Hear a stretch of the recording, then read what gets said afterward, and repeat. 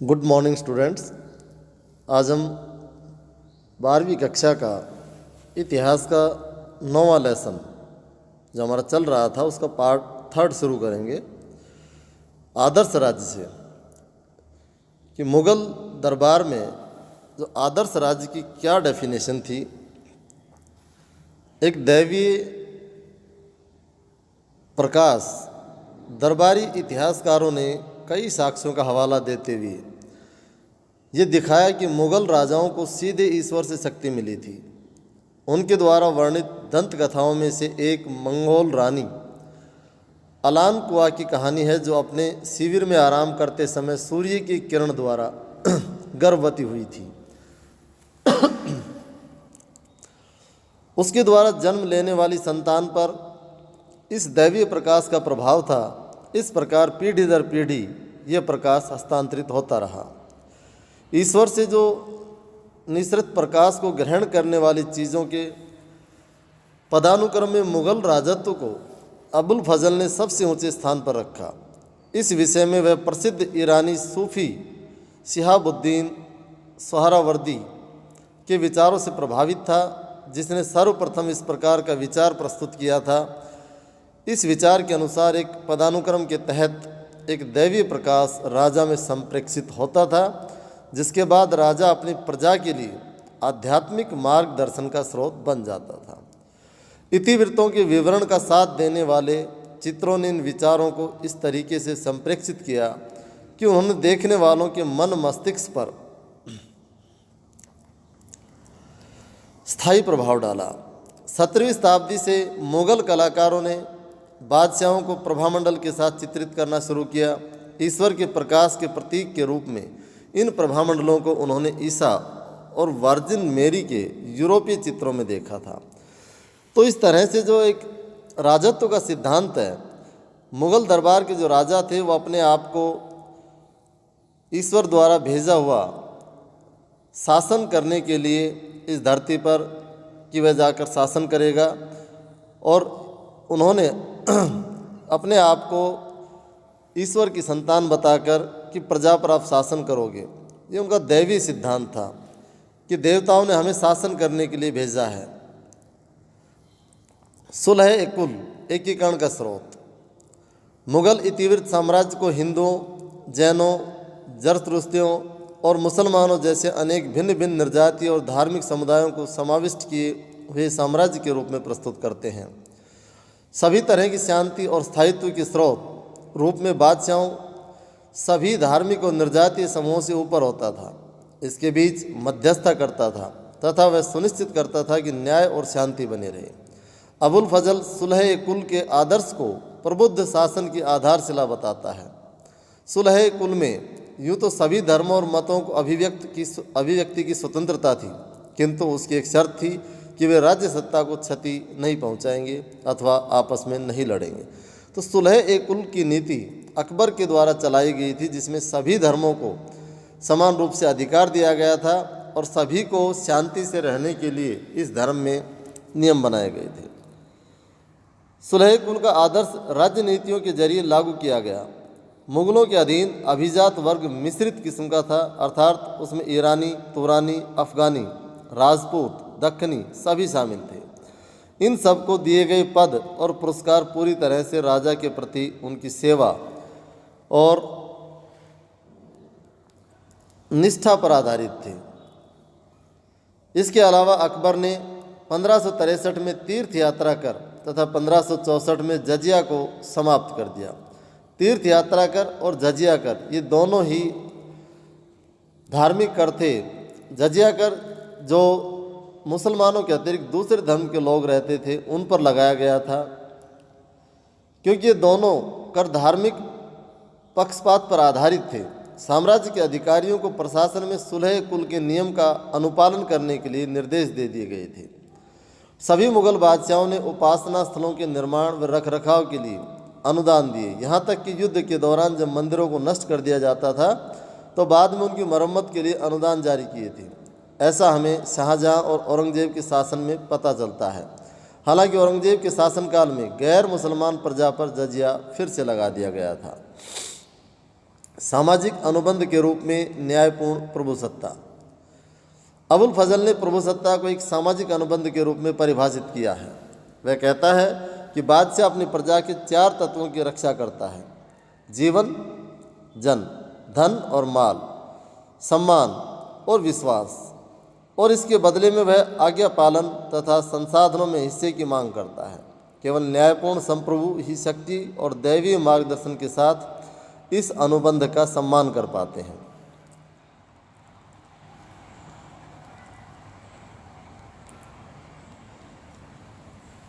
न्याय के विचार के दृश्य में निरूपण हेतु अनेक प्रतीकों की रचना की गई। न्याय के विचार को मुगल राजतंत्र में सर्वोत्तम सद्गुण माना गया।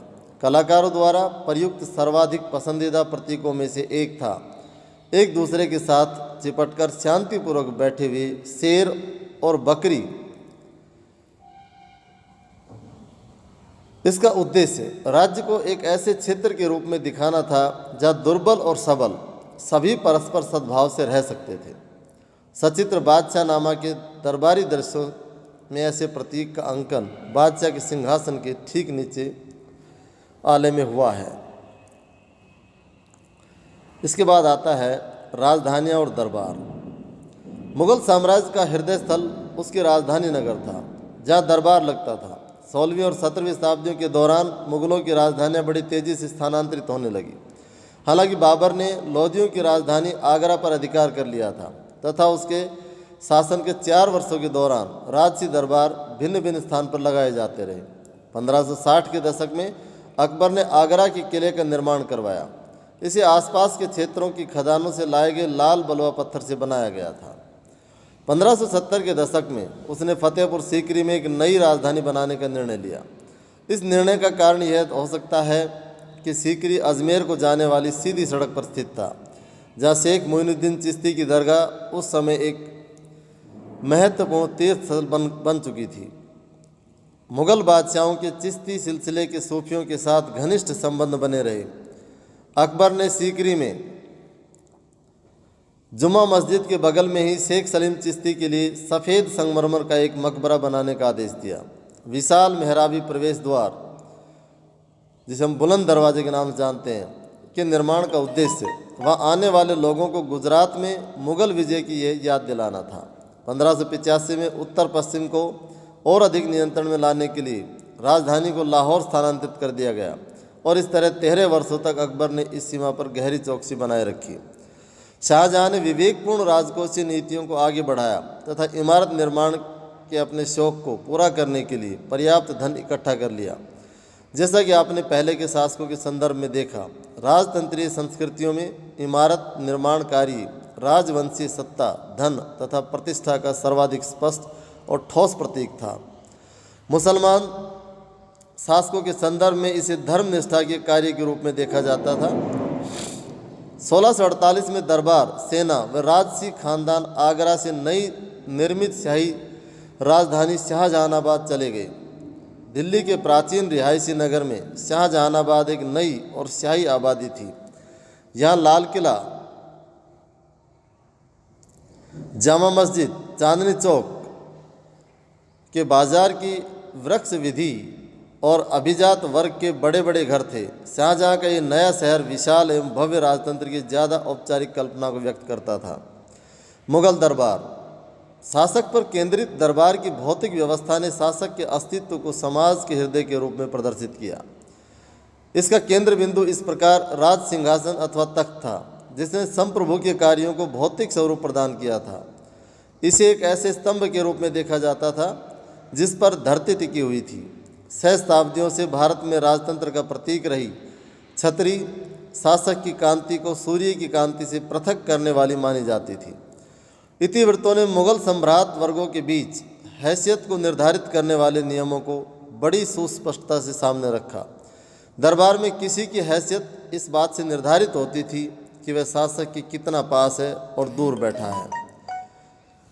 किसी भी दरबारी को शासक द्वारा दिया गया स्थान बादशाह की नज़र में उसकी महत्ता का प्रतीक था कि कितना महत्वपूर्ण व्यक्ति है वो।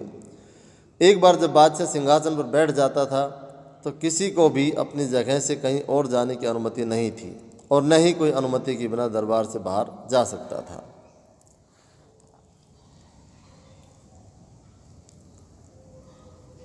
दरबारी समाज में सामाजिक नियंत्रण का व्यवहार दरबार में मान्य संबोधन, शिष्टाचार तथा बोलने से ध्यानपूर्वक निर्धारित किए गए नियमों द्वारा होता था।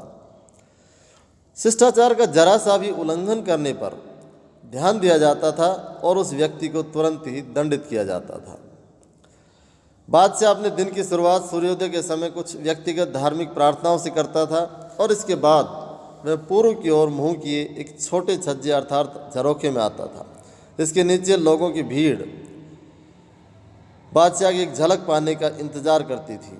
अकबर द्वारा शुरू की गई झरोखा प्रदर्शन की प्रथा का उद्देश्य जन विश्वास के रूप में शाही सत्ता की स्वीकृति को और विस्तार देना था।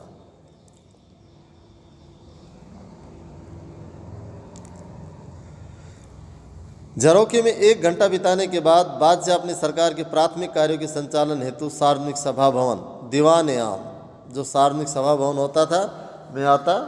वहाँ राज्य के अधिकारी रिपोर्ट प्रस्तुत करने तथा निवेदन करते थे। 2 घंटे बाद बादशाह दीवान खास में निजी सभाएं और गोपनीय मुद्दों पर चर्चा करता था। राज्य के वरिष्ठ मंत्री उसके सामने अपनी याचिकाएं प्रस्तुत करते थे और कर अधिकारी हिसाब का ब्यौरा देते थे।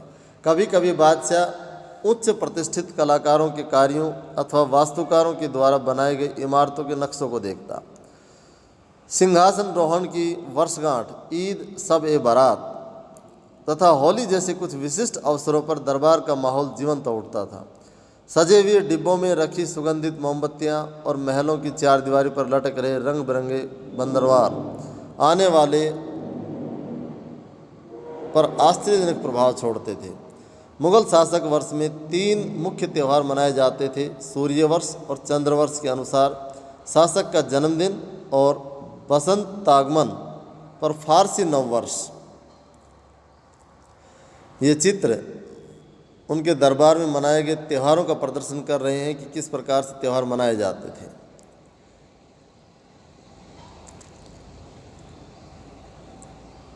शासक और इतिवृत्त मुगल दरबार।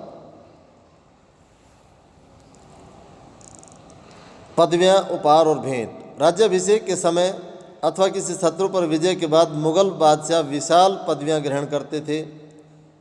उद्घोषकों द्वारा जब इन गुंजायमान और लयबद्ध पदवियों की घोषणा की जाती थी तो वे सभा में विस्मय का माहौल बना देती थी।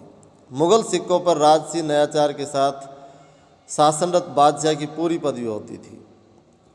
योग्य व्यक्तियों को पदवियां देना मुगल राजतंत्र का एक महत्वपूर्ण पक्ष था। दरबारी पदानुक्रम में किसी व्यक्ति की उन्नति को उसके द्वारा धारण की जाने वाली पदवियों से जाना जाता था। उच्चतम मंत्रियों में से एक को दी जाने वाली आसफ खां की पदवी का उद्भव पैगंबर शासक सुलेमान की कल्पित मंत्री से हुआ था।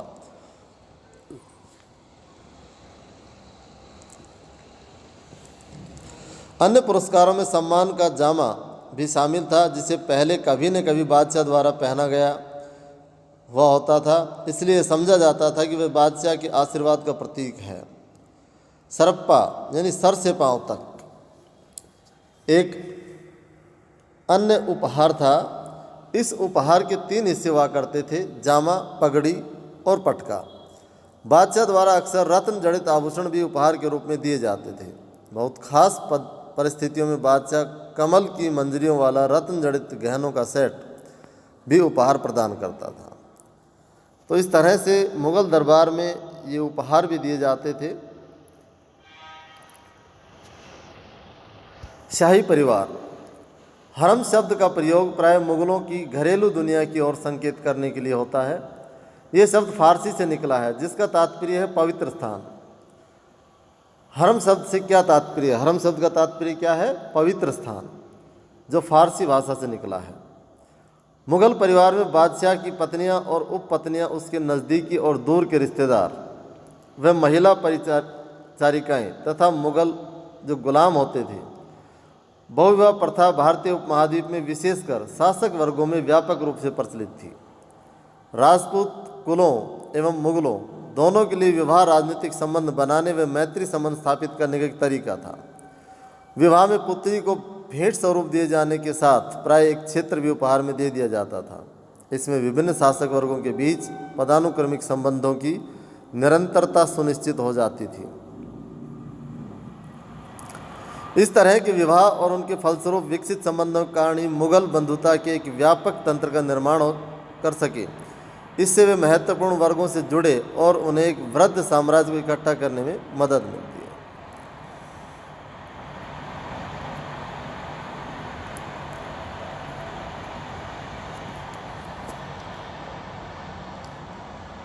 शाही नौकरशाही क्या थी कि भर्ती की प्रक्रिया और पद।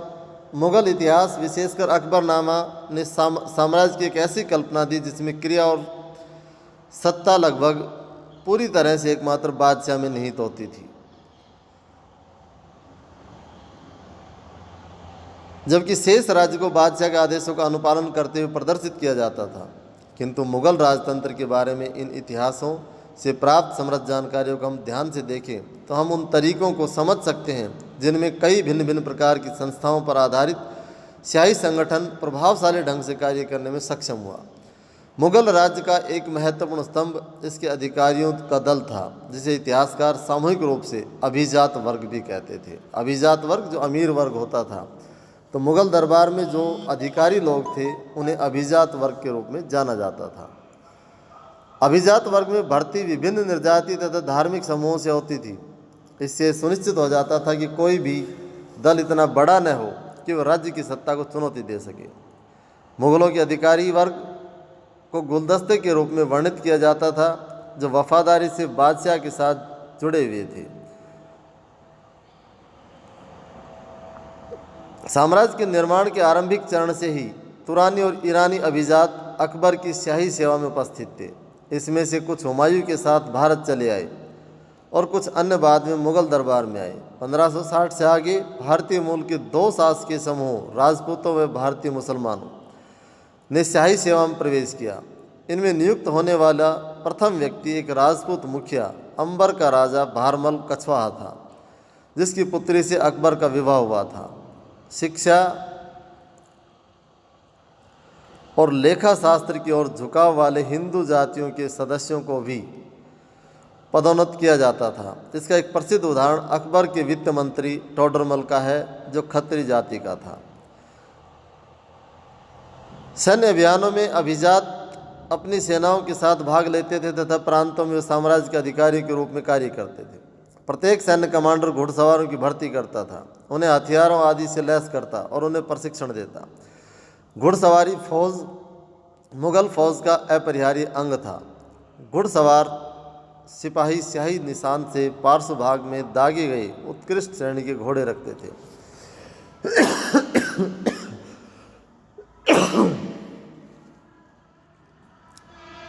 अभिजात वर्ग के सदस्यों के लिए शाही सेवा शक्ति, धन तथा उच्चतम प्रतिष्ठा प्राप्त करने का एक जरिया था।